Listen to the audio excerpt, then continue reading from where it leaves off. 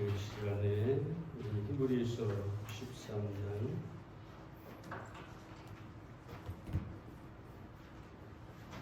20절, 21절에 있는 말씀을 보겠습니다. 히브리서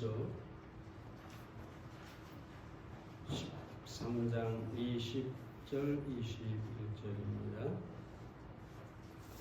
양의 큰 목자이신 우리 주 예수를 영원한 언약의 피로 죽은 자 가운데서 이끌어내신 평강의 하나님이 모든 선한 일에 너희를 온전케 하사 자기 뜻을 행하게 하시고 그 앞에 즐거운 것을 예수 그리스도로 말미암아 우리 속에 이루기를 원하노라. 영광이 그에게 세세 무궁토록 있을지어다. 아멘. 이제 히브리서 강해가 서서히 끝을 향해 가고 있습니다. 그동안 이 말씀을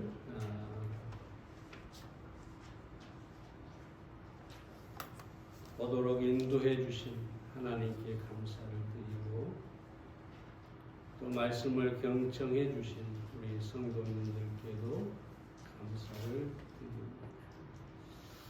참으로 바라고 원하는 것은 우리 성도님들이 히브리서 말씀을 통해서 믿음이 좀 더 분명해지고 자라왔으리라고 믿습니다. 아까 우리 교회 어르신 두 분이 저기 앉아가지고 하나님의 말씀을 이렇게 듣고 귀에 머리에 담으려고 그러는데 이게 한쪽 귀로 들어와서 한쪽 귀로 이렇게 나가버린다, 흘러가 버린다. 그러니까 옆에 계신 분이 뭐라 하냐면 거기다가 나무 같은 것을 하나 깎아가지고 꽉 막아놓으면 안 나갈 것이다. 이제 그러면서 웃었는데요. 하나님 말씀은 듣고 흘러나가는 것입니다. 그걸 담으려고 하면 우리 머리가 아마 터져버릴 겁니다.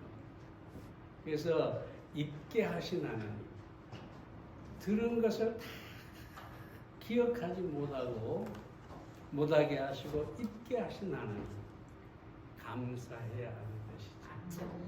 그럼에도 늘 말씀드린 것처럼 믿음은 콩나물과 같다. 콩나물 기르는 것과 같다. 한 바가지 물을 콩나물 시루에 부으면 밑에 한 바가지가 그대로 빠지는 것 같은데 재밌는 사실은 콩나물은 자란다는 것이죠. 하나님을 말씀을 듣고 다 잊어버린 것 같은데 중요한 것은 그 말씀에 의해 우리의 믿음이 자라는 것입니다. 그래서 이 히브리서가 그동안 히브리서 강의를 했는데 여러분들이 들은 말씀이 분명히 여러분의 믿음을 자라게 했으리라고 믿습니다. 오늘 본문을 통해 몇 가지 말씀을 살펴봅니다. 첫째로 예수님은 양의 큰 목자시라고 합니다. 20절 말씀 상반절을 보면 양의 큰 목자이신 우리 주 예수를 이렇게 얘기합니다. 양의 큰 목자라고 합니다. 누가요? 예수님. 여기서 큰이라는 헬라어 톤 메가는 우월성을 나타내는 거예요. 아주 뛰어나고 탁월하고 그러니까 모든 목자 중에 목자라고 말이죠. 우월하시다, 탁월하시다, 뛰어나시다. 우리 주님은 그런 목자가 되신다고 합니다. 이 말씀을 베드로전서 5장 4절에서는 목자장으로 표현을 하고 있죠. 목자장, 목자의 우두머리, 그렇게 표현하고 있습니다. 그럼 예수님께서 큰 목자라는 말씀을 통해 우리가 무엇을 생각해 볼 수 있을까요? 먼저 모든 양떼의 주인이 되신다.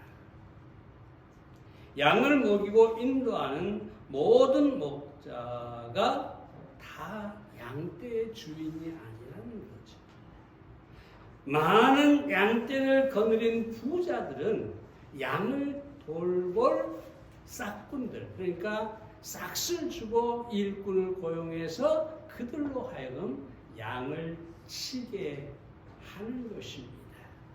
오늘날 교회의 목사들은 나쁜 의미에서 싹꾼이 아니라 목자장이신 우리 주님께 고용된 목자라고 말할 수가 있겠습니다. 근데 종종 이런 많은 고용된 목자가 자신이 마치 그 양떼의 주인인 것처럼 양떼를 함부로 다루는 경우가 있지요. 그러니까 모든 싹꾼 목자가 좋은 목자만은 아니죠. 그 양을 훔치거나 그 양을 상하게 하거나 그 양을 잘 돌보지를 않거나 그러는 거죠. 근데 오늘날 많은 목사들이 마치 그 위에 목자장이신 큰 목자이신 예수님이 없는 것처럼 자신의 양인 것처럼 양들을 마음대로 다루는 사람들이 있다는 것입니다. 교회는 결코 인간의 것이 아닙니다. 양떼는 절대로 사람의 것이 아닙니다. 제가 여러분의 영적인 목자로 여러분을 섬기고 있지만 여러분은 나의 것이 아닙니다. 큰 목자이신 우리 주님의 것이다. 이 사실을 우리는 분명히 알아야 하겠습니다.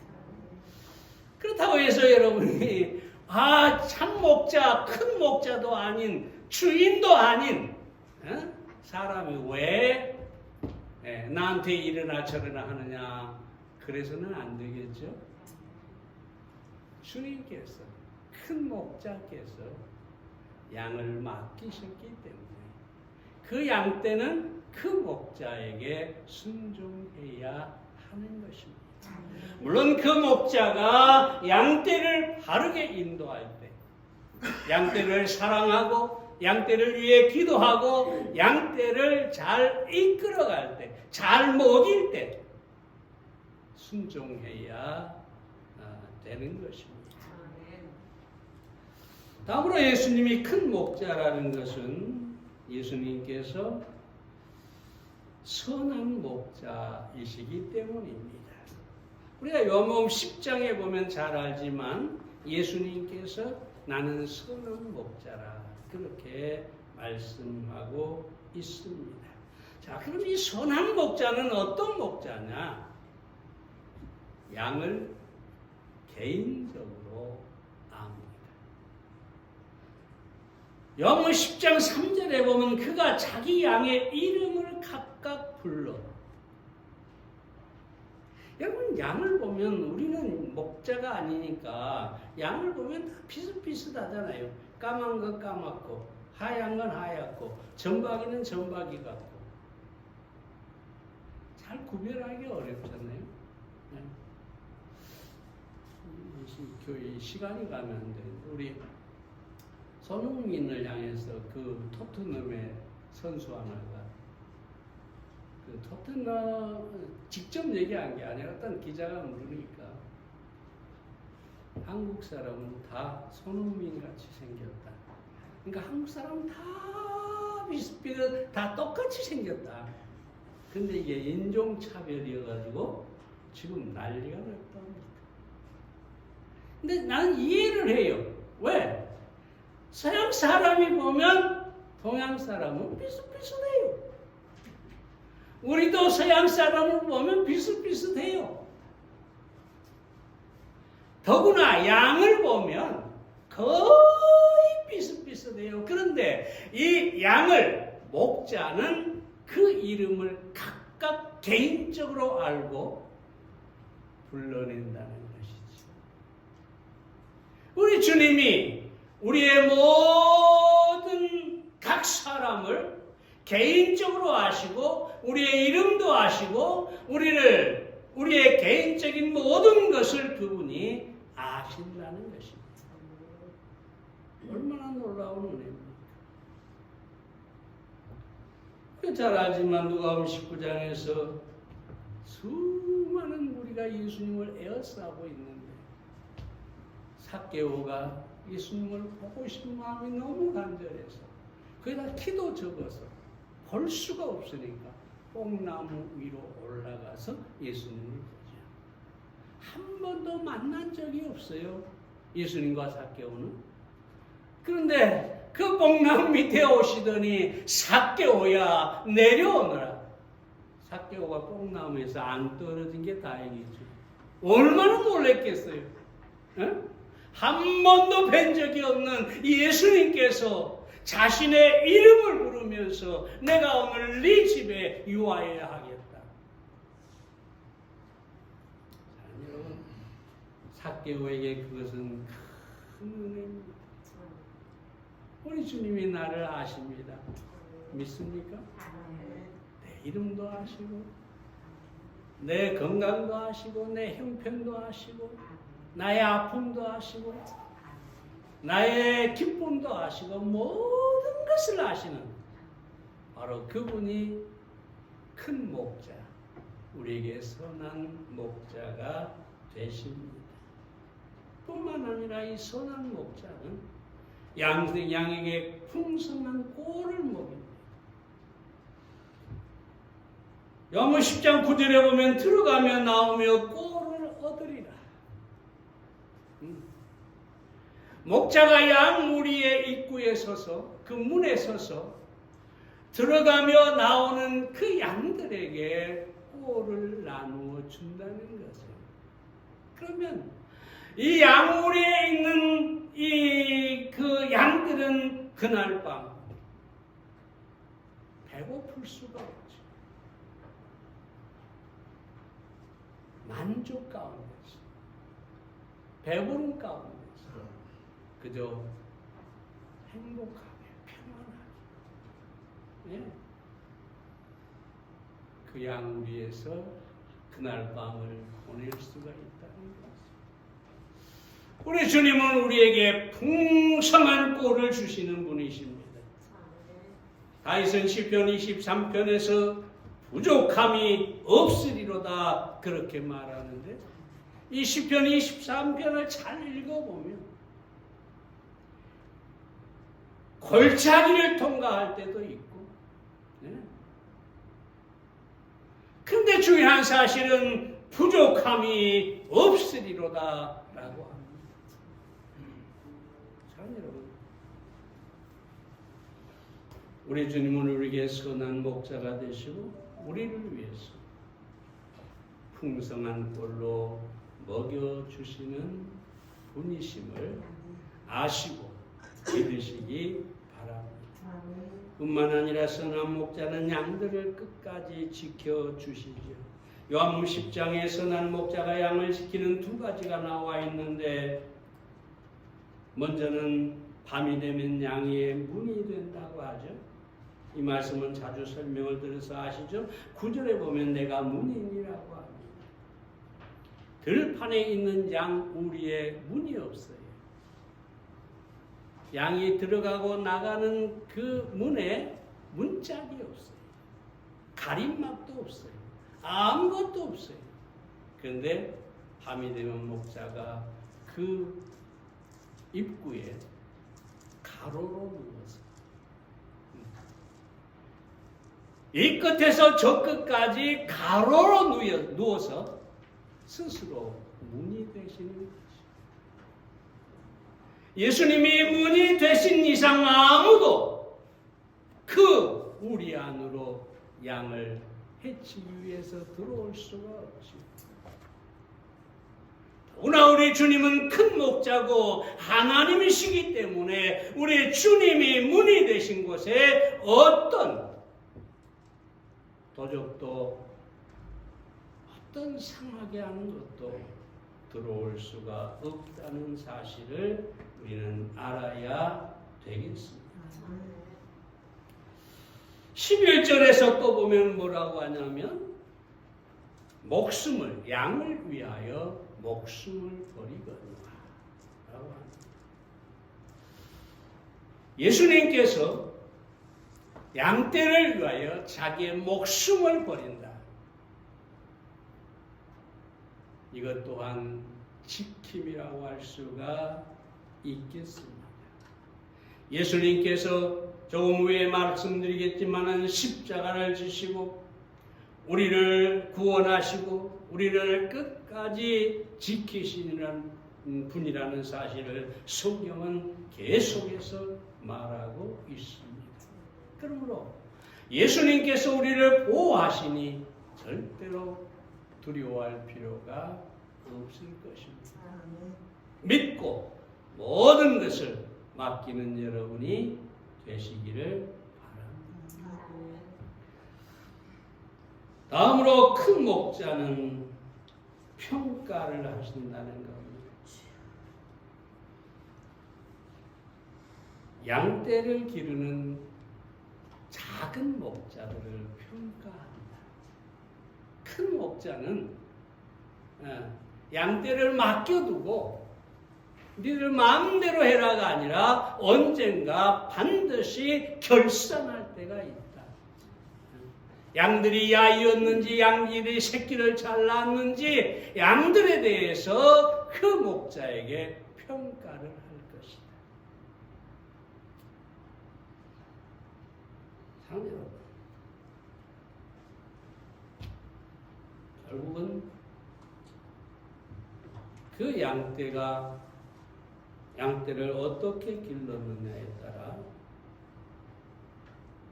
평가를 받게 될 것입니다. 그런데 이 평가는 교회당 크기나 사람의 수, 교인 수가 많거나 돈이 많거나 이런 것으로 평가하지 않습니다. 어떤 양을 어떻게 맡겼든지 그 양에 대해서 얼마나 신실하게 말씀으로 먹였느냐 평가하실 겁니다. 다니엘 웹스터라고 하는 유명한 미국의 정치인이죠. 상원의원이고요. 대단한 분입니다. 근데 이분은 정말로 주일날 하나님 앞에 나가 온전히 예배를 드립니다. 그런데 이분이 시내에 있는 크고 의리의리하고 유명 인사들이 가득한 교회를 절대로 가지 않습니다. 그리고 가족들과 함께 2시간, 3시간 자동차를 타고 시골 교회를 다닙니다. 오늘 물어봤어요. 다니엘 웹스터 씨, 왜 당신은 이 워싱턴의 쟁쟁한 목사들의 설교를 듣지 않고 가난한 시골교회 목사의 설교를 들으러 갑니까? 웹스터가 이렇게 얘기합니다. 그것은 다름이 아니라 내가 워싱턴에서는 저들이 명망 있는 정치인, 상원의원, 이 다니엘 웹스터를 보고 설교를 하지만 그 시골교회 목사는 죄인인 다니엘 웹스터를 보고 설교를 합니다. 무슨 말입니까? 도시의 큰 교회는 대통령을 보고 정치인을 보고 국회의원을 보고 부자 재벌 회장을 보고 설교를 한다는 거죠. 지난번에 어떤 목사가 그랬잖아요. 지금 대통령이 그 교회를 가니까 부활 무슨 기념예배인가에 갑니다. 우리 교회는 역대 대통령들이 많이 온 교회입니다. 그러면서 앞으로 나와서 박수치고. 그날의 주인공은 누구였을까요? 주님이 아니라 대통령이었어요. 자녀라. 우리는 잘 알아야 합니다. 양의 큰 목자가 반드시 심판할 때가 올 것입니다. 그때 여러분들이 정말로 자랑스럽기를 바랍니다. 이 광주 성서 침례교회가 비록 보잘것없다 할지라도 외적으로 보잘것없다 할지라도 참으로 이 교회를 다니는 것은 이 교회에서 복음을 듣고 하나님의 말씀을 그대로 배운 것을 여러분이 정말로 축복으로 생각할 수 있기를 바랍니다. 두 번째로 예수님을 죽음에서 이끌어내신 평강의 하나님이시라고 합니다. 이 10절 말씀을 계속 봅니다. 영원한 언약의 피로 죽은 자 가운데서 이끌어내신 평강의 하나님입니다. 하나님을 평강의 하나님이라 그럽니다. 근데 이 평강의 하나님이라는 표현은 바울이 주로 많이 사용을 했는데요. 6번을 사용하고 있고 데살로니가서 5장 23절에서도 평강의 하나님이 이렇게 표현하고 있습니다. 우리 주 예수 그리스도를 영원한 언약의 피로 죽은 자 가운데서 이끌어내신 평강의 하나님이다. 왜 평강의 하나님이냐? 여기에 해답이 있습니다. 죽은 자 가운데서 살리신 하나님. 그분이 바로 평강의 하나님이라고 합니다. 그래서 오늘 제가 여러분에게 십자가에 대해서, 십자가와 평강에 대해서 함께 생각을 잠깐 해보겠습니다. 우리가 아마 수없이 들었을 수도 있고 여러분이 기억을 못할 수도 있는데 다시 한번 되시기 바랍니다. 예수님의 십자가는 대속입니다. 대속. 이 뜻은 뭐냐면 뭐뭐 대신에, 누구 대신에 라는 뜻입니다. 예수님의 십자가는 우리의 모든 죄값을 대신 지시고 대신 사망을 당하신 것입니다.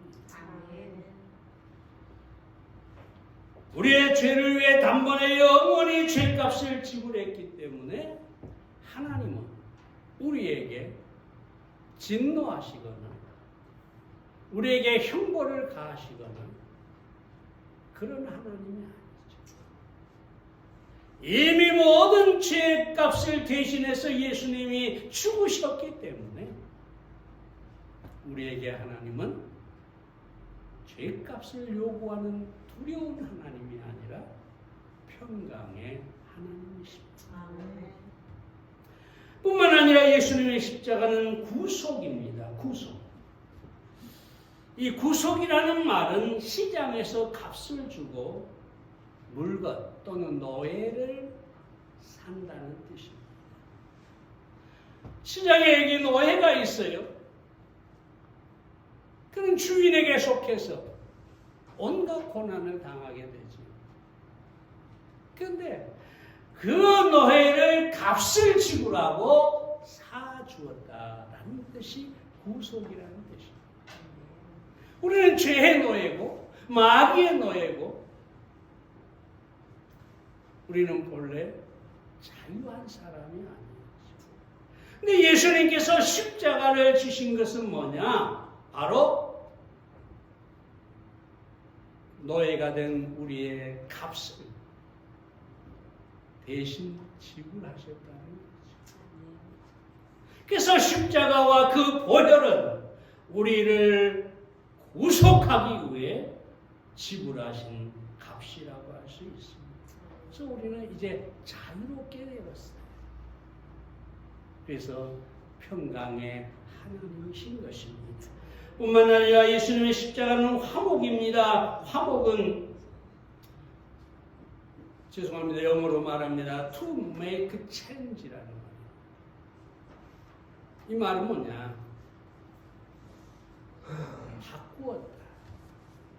관계를 바꾸었다. 여러분, 우리는 본래 하나님과 원수 관계죠. 이 관계를 화평의 관계로 바꾸었다. 화목의 관계로 바꾸었다.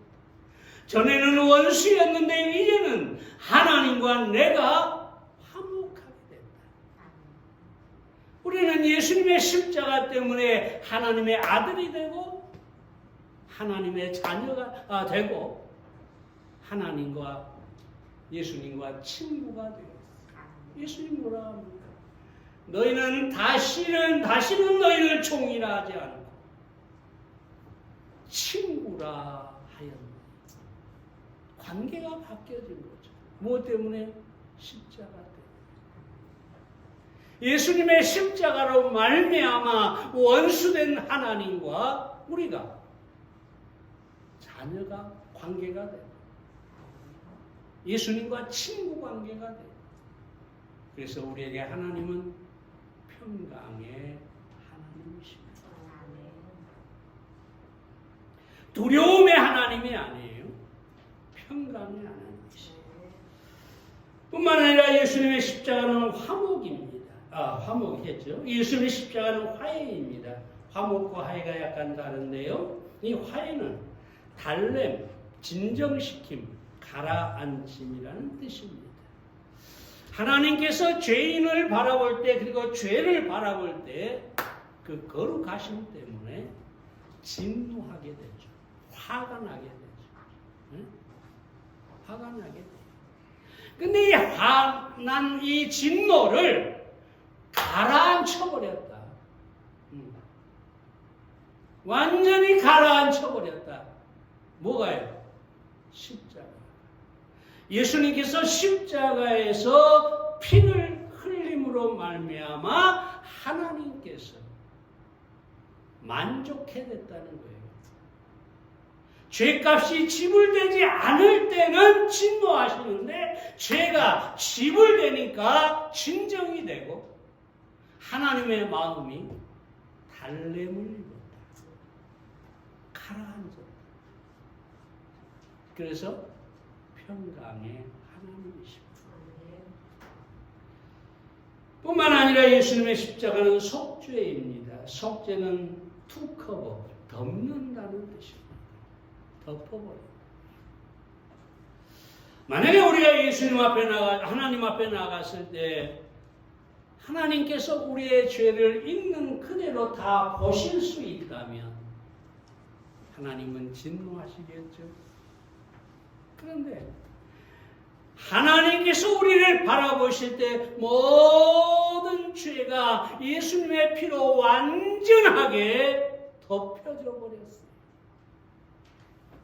하나님이 더 이상 우리 죄를 볼 수가 없어요. 그래서 내가 너희 죄를 기억지 않는다. 너희가 다시 제사, 죄값을 지불할 필요가 없다. 완벽하게 우리의 죄가 예수님의 피로 말미암아 덮어진 것입니다. 그러므로 하나님은 우리에게 더 이상 진노의 하나님이 아니라 어떤 하나님이라고요? 평강의 하나님입니다. 우리를 사랑하시고 우리를 향하여 어떤 진노도 바라지 않으시고 우리를 대하실 때 평강으로 대하신다. 그 평강의 하나님을 여러분이 믿고 담대하게 하나님께 나아가는 여러분들이 되시기를 바랍니다. 우리가 죄를 지을 때마다 어떻게 생각합니까?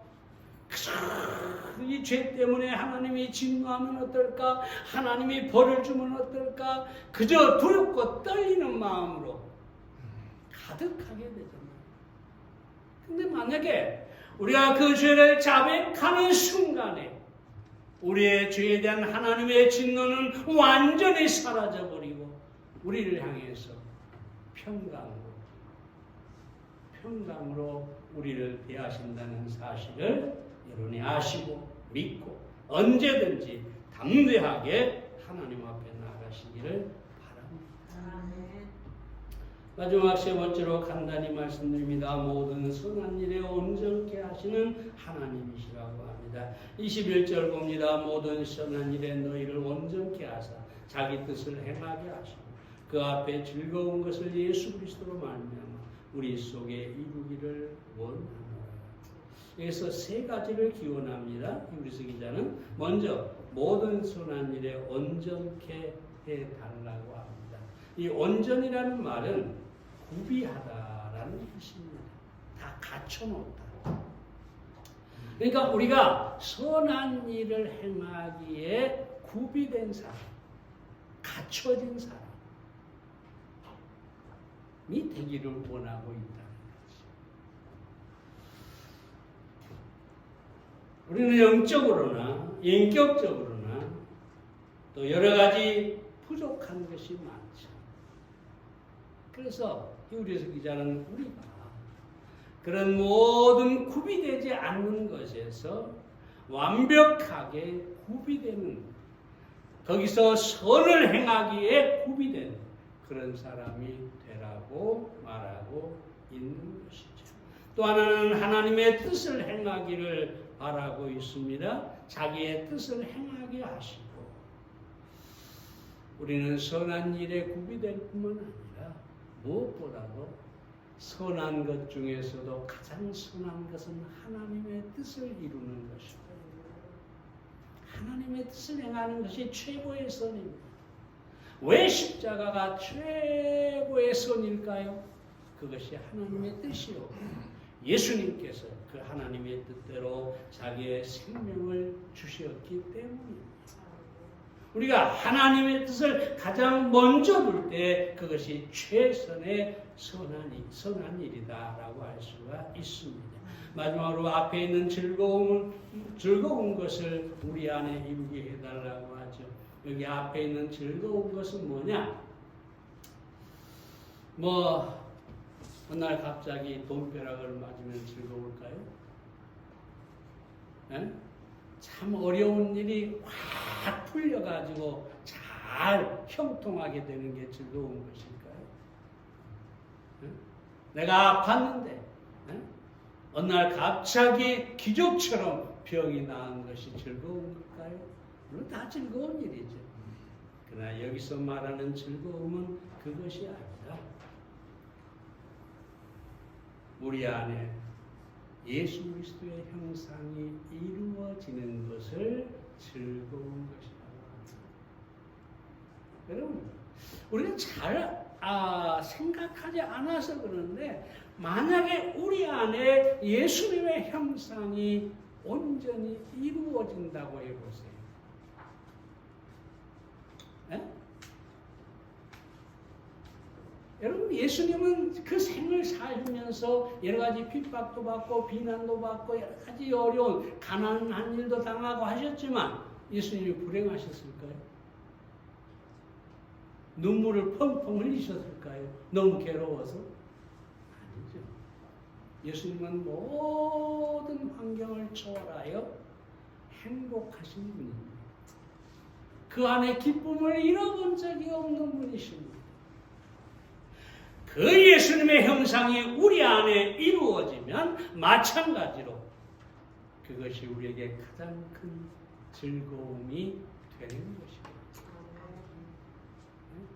물론 우리는 여러 가지를 기도할 수 있죠. 건강하게 해달라, 물질을 달라, 뭘 하게 해달라, 많은 기도할 수 있어요. 그러나 우리가 항상 빠지지 말아야 할 기도는 우리 안에 예수 그리스도의 형상이 이루어지게 해달라고 하는 것입니다. 왜냐하면 그렇게 되면 우리는 언제나 족한 삶을 살게 되기 때문입니다.